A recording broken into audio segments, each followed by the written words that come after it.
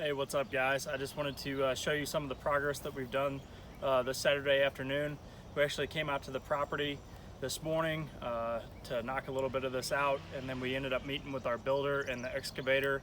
Hopefully by Friday, fingers crossed, pray for us guys. We're finally digging the hole for our basement, so we're super excited to get the house going, and hopefully we'll be moved in by October, early November, and yeah, life will be awesome. We'll have our house. So back to the fence, guys. We've actually put quite a bit of it up today. It goes around this corner and wraps around kind of where I left you guys off last time. We took about a week off. Really no particular reason other than I was just being lazy and I took a week off. Sometimes you got to take some time for yourself, so it is what it is. But anyway, I'm back at it. Caitlin has been on to me about getting back out here and getting some stuff done, so the two of us came out and we're rocking and rolling on this and getting a lot knocked out. So today we're about to finish up this stretch, and then I think we'll be out of cattle panels. I won't have enough to do along our road, and I will show you where the existing road's going to be later on. However, like I said, we will not have enough to go across there, so we will have to go back to Tractor Supply Company and buy some more cattle panels. So no big deal. It stinks, a little bit more money, but that's part of the game, guys. You got to spend a little bit of money to spend money to have fun, right? So I'm just going to show you just kind of driving some T-posts. It's labor intensive. This is just a T-post driver. You can pick them up at Rural King, Orscheln, Tractor Supply, Home Depot, wherever. I grabbed this one from Tractor Supply, and yeah, watch the fun. It's nice and loud. So if you don't have anybody to assist you, usually I have Caitlin, but she's being so kind and actually filming right now. You might have to do some wonky maneuvers and hold the panel with your foot and pull it back away. So if you don't want to hit it with the top of this, I've actually hit one of them and it bent the top of it a little bit. Not good. So all right, here we go.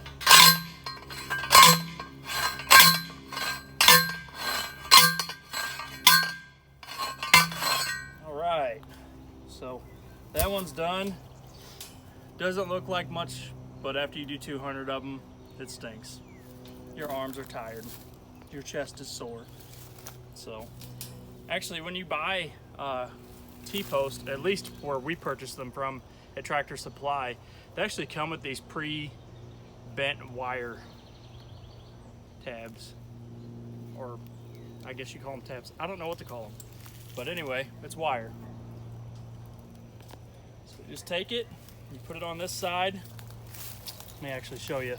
So you take this little end and you hook it on one side. Doesn't matter. You can hook it this way. You can hook it underneath, whatever. And then you take the big end, you bring it around. And you can just do that and it'll hold. I like to get it wrapped around there as tight as I can. And I'm just using a regular pair of pliers, guys, to be honest. If you're gonna do any homesteading, farming, whatever, pliers, pocket knife, kind of a quintessential item to keep in your pocket. I use them every single day. So I typically put 2 to 3 on it. I put 3 a little further down where we're gonna be putting a gate and our water, just to make it even sturdier. It's definitely sturdy with 2 wire ties, but whenever you have a water trough or anything like that, or a feed trough, and it's next to fence, especially cattle, they like to bully each other. So when they bully each other, they run into your fence and they can knock it loose. So that's why I put extra wire down where I'm going to put those. Sometimes these wires aren't bent right, and you just gotta manipulate them. Sometimes I think this is actually more labor intensive than driving the T-post. This is kind of the biggest pain in the butt, especially when you gotta connect 2 of them, like at your corner post, and you guys will see here in a few minutes when I connect 2 of them together, because the panels actually overlap themselves, and it's really a pain. So with these panels, guys, they're 16-foot cattle panels. And we, so sorry. We take these T-posts and we count off about 8 squares from each one, and then stick a T-post there. Really no, I guess, rhyme or reason. That's just kind of how I wanted to do it, and I guess it kind of evenly spaces them out. So, all right, that one is done, and I'll move on to the next one. Let me grab a T-post.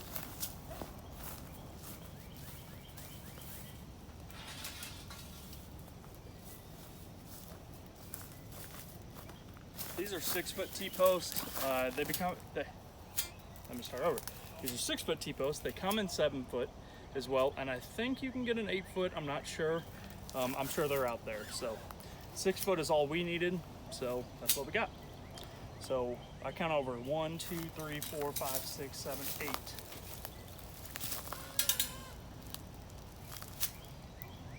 There is some crazy bird or something in our tree. I don't know what's going on. Hopefully they don't poop on me. All right, actually, left my post driver over here.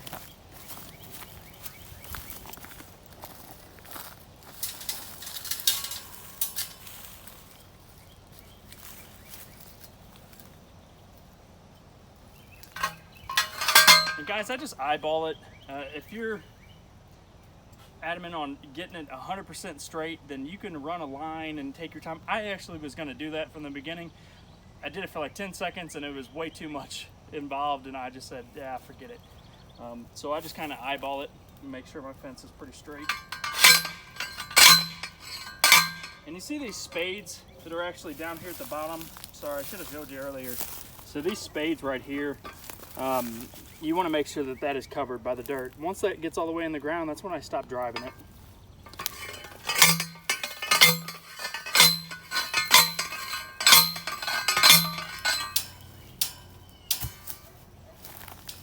And note to self, if you can keep that thing in the shade, keep it in the shade. It gets hot.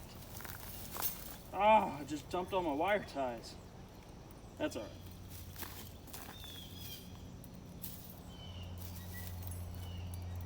Make sure I get all of these up. Last thing I want to do, I hear you, bird. Last thing I want to do is run over one of these with my tractor. Speaking of tractor and like equipment, this afternoon we are going to look at a 2-bottom plow to pull behind our 8-inch Ford. So I'm pretty excited about that. Guy just lives right down the road from here. Hopefully I can get them talked down, get it for a good price.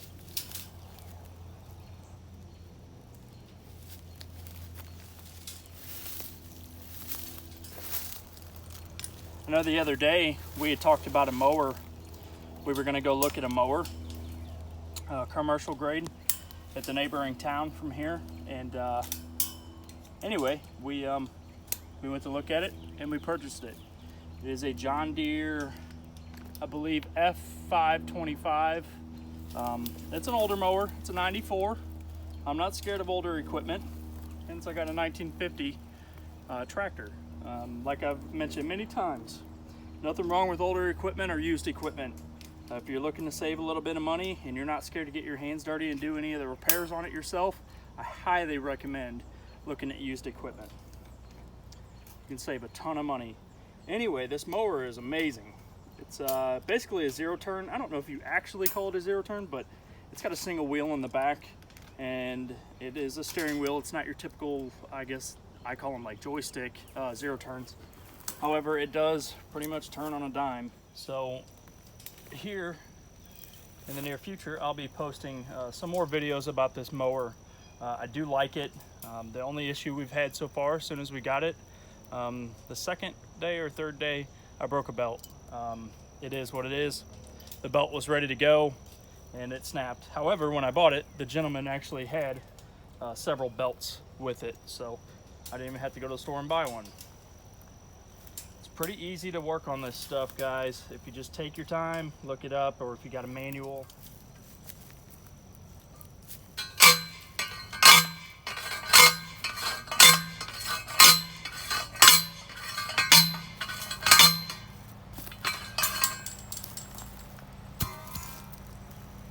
All right, so I mentioned we were going to put gates in.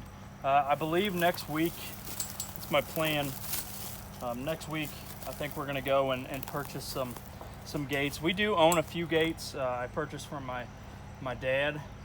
He used to have horses, and I got them from him. I'm still going to use those gates, but I'm not going to use them on this pasture, just due to the sheer fact that there are openings in them. So I'm going to be purchasing, I think from our local Rural King, maybe Tractor Supply, I don't know, just where I can get them the best deal on them. Excuse me. These gates are 14-foot gates, and they have basically halfway across them, I would call it, it's almost like an extra thing of like woven wire that's attached to them. And the purpose for that is so our animals can't get through. I'm not talking about the cows. I'm not worried about cows. They're large. I'm worried about goats. Goats are escape artists. So if I can keep them in, fantastic. That's the plan. And I also want to keep predators out. We are going to have our plans are to get a miniature donkey eventually. And that was Caitlin's doing, talked me into it. And with a little bit of research, they're actually good for a secondary self-defense, or not self-defense, a secondary defense method for your livestock. They will, kind of keep things away. And there are coyotes out here. We also plan on getting a livestock dog as well. And that's actually going to be a Great Pyrenees. That's the plan, is to get one of those. And our dog will sleep out here in the pasture with the livestock. So that's that. We'll get onto that next week, and there'll be another video to follow with that. So I'm going to continue to tie this up and then work my way down till I get to the end of this, and then I'm going to call it an evening and hopefully go purchase a plow. So I mentioned that we're going to get donkeys, or I say donkeys, one donkey for now. I'm sure there will be multiple in the future, just because Caitlin's an animal lover. Don't get me wrong, I love animals, but Caitlin loves babies, and she loves baby animals, of course. So one for now. I'm sure there will be more to come.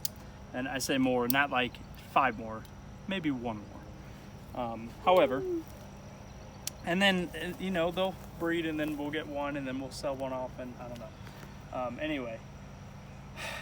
So, not to ramble on about donkeys, but I have a question for you guys. What are your experience with donkeys, if you've ever had them? I've done a little bit of research. Like I said, I know they're good to keep, predators away. Do you guys, have you had experience with them around children? From what we've read, they're supposed to be, pretty docile, and children can love on them. So if you don't mind, just leave a comment and share your experience with donkeys if you've ever had any. So that's that. All right, well, I'm gonna drive another post, and just follow along.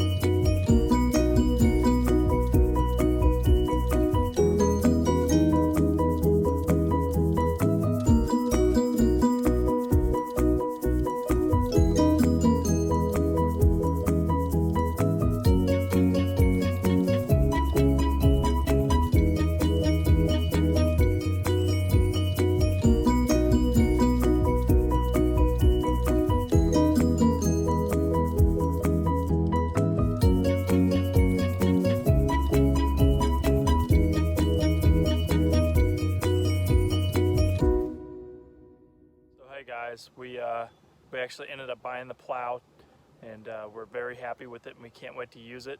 Thanks for watching us put up this fence, and stay tuned for more fencing videos. We are going to get this pasture done. We are almost done. We got to get some gates in and about 15 more panels up, and then that section will be done. We'll have all 3 acres fenced in so we can put some of our livestock in.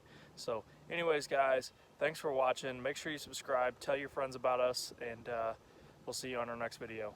See ya.